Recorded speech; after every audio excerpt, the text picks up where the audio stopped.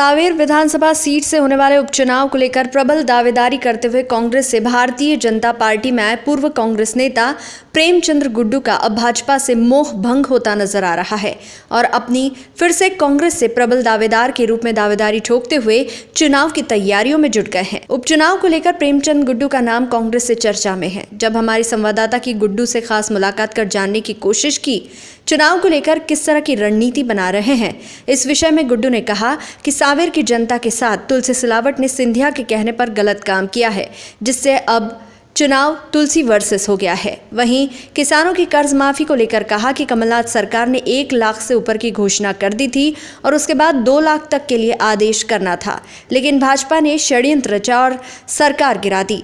वहीं 20 लाख करोड़ के राहत पैकेज को भी एक षड्यंत्र ही बताया और मध्यम वर्गीय परिवारों के विषय में कहा कि जो लोन धारक है या किराएदार है उनको सरकार को सीधा फायदा पहुंचाना चाहिए ताकि उनकी आर्थिक स्थिति में सुधार हो। खबर गति न्यूज़ से आज की खास रिपोर्ट। इस वक्त हमारे साथ प्रेमचंद जी गुड्डू जी हमारे साथ हैं, जो कि पहले भाजपा में रह चुके हैं और पूर्व विधायक भी रह चुके हैं। आइए जानते हैं कि क्या रणनीति है, क्योंकि सांवेर से चुनाव लड़ने की खबर आ रही है, तो क्या रणनीति रहेगी और किस तरीके से कार्य किया जाएगा? रणनीति सब में पहली तो रणनीति है कि जो सांवेर की जनता की पीठ में छुरा भोगने का काम, किसानों की पीठ में छुरा भोगने का काम और गरीबों की पीठ में छुरा भोगने का काम जो तुलसीराम सिलावट ने किया है और ज्योतिराव सिंधिया के इशारे पे जी, तो उसको हम लोग सबक सिखाएंगे। सांवेर की जनता सबक सिखाएगी और सांवेर वर्सेस तुलसी सिलावट चुनाव होगा, क्योंकि आज आप देख रहे हैं कि 5-5, 8-8 दिन तक किसानों के गेहूँ नहीं तुल रहे हैं, नंबर नहीं आ रहे हैं और प्याज के जो भाव है वो 3 रुपये 4 रुपये में भी खरीदार नहीं है। उससे किसान बेहद परेशान है।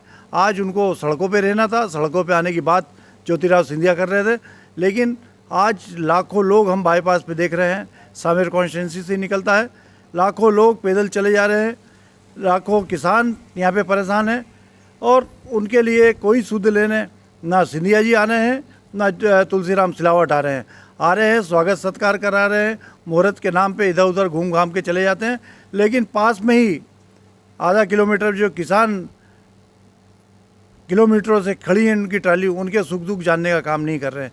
यही रणनीति होगी जनता वर्सेस तुलसी सिलावट।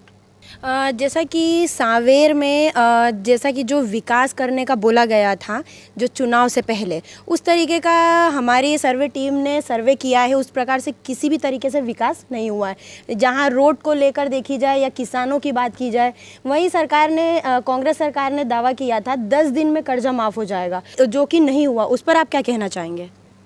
नहीं, समय उसमें लगता है जी। 2 लाख के कर्जे माफ़ी की बात की थी जी। 1 लाख के अंदर 90 से 95 हज़ार का कर्जा माफ़ हुआ है और एक किस्त जो है लास्ट किस्त जून में जी, जो 2 लाख पूरे होने थे, जो होना था, लेकिन उसके पहले सरकार गिरा दी गई षड्यंत्र से। इस वजह से वो किसानों का कर्जा माफ़ नहीं हुआ। विकास, ये बात सही है कि तुलसीराम सिलावट के वजह से इस क्षेत्र का विकास रुका है। इस क्षेत्र में हम लोगों ने काम करवाया था। जब मैं विधायक था, बड़ी 17 बड़ी हमने ग्रिडें बनवाई थी, करीब 12 के करीब बड़े तालाब जो बड़े सागर टाइप के दिख रहे हैं उसमें के हम लोगों ने करवाए थे और तमाम सारे रोड बनवाए थे। आज जो रोड का अवलोकन किया है तुलसी सिलावट ने, सांसद ने, वो कमलनाथ जी की देन है। 5-5.5 करोड़ रुपए कमलनाथ जी की सरकार में ही मंजूर हुए जी। जैसा कि केंद्र सरकार और राज्य सरकार द्वारा गरीब और मजदूर वर्ग के लोगों के लिए कुछ न कुछ किया है, लेकिन मध्य वर्ग के लोगों के लिए नहीं किया है। इस पर क्या कहना चाहेंगे और ऐसा क्यों है कोरोना महामारी को देखते हुए? आपका कहना बहुत वाजिब सवाल है, मैं आपको धन्यवाद दूंगा कि इस पॉइंट को आपने छुआ है। 20 लाख करोड़ की राहत पैकेज देने की बात हुई है, लेकिन आज राहत ज़रूरत है जो लाखों लोग सड़कों पे चल रहे हैं, जो घरों पे पहुंच गए हैं। आज उनको पैसों की ज़रूरत है, आवश्यकता उन लोगों को है और मध्यम वर्गीय तो पूरी तरीके से मर गया है। ना ऊपर वाले पूछ रहे हैं ना नीचे वाले पूछ रहे हैं। ये सरकार ना मध्यम वर्गीयों की है ना गरीबियों की है। ये सरकार बड़े बड़े जो धन्ना सेठ हैं, अडानी अंबानी, इन लोगों को फ़ायदा किस तरीके से पहुंचाया जाए, ये पिछले 5-6 सालों से हम लोग देख रहे हैं कि उन्हीं को पे वो दुनिया के अमीर से अमीर बनते जा रहे हैं और गरीब से गरीब। आज इन राहत पैकेज की बात हुई है, लेकिन मेरे को नहीं लग रहा है कि उसके भी अंदर भी छलावा हुआ है। उस राहत पैकेज में किसी को कुछ मिलेगा, लेकिन उसमें मध्यम वर्ग को भी तत्काल जिनको रिलीफ किस तरीके से दे सकते हैं, उनके खातों में नगद। आज केस की तकलीफ़ है, केस की तकलीफ, वो पैसा यदि उनके खातों में जाता है और वो पैसा रोटेट होता है तो बाज़ार में भी उठाव आएगा, सब क्षेत्रों में उठाव आएगा। इनका ज़रूर ध्यान दिया जाना चाहिए। और इन middle class, upper middle class जो बोलते हैं तथाकथित, वो है नहीं, लेकिन उनकी EMI से लेकर सब में वो परेशान है। आज उनको भी वो तत्काल, ये नहीं इतने लाख करोड़ हमने कर दिए, वो नहीं, वो इतने लाख करोड़ अमेरिका का हमने वो देख लिया, स्पेन का देख लिया, लंदन का देख लिया, नकल कर ली। नकल से काम नहीं, नकल में भी अकल लगती है।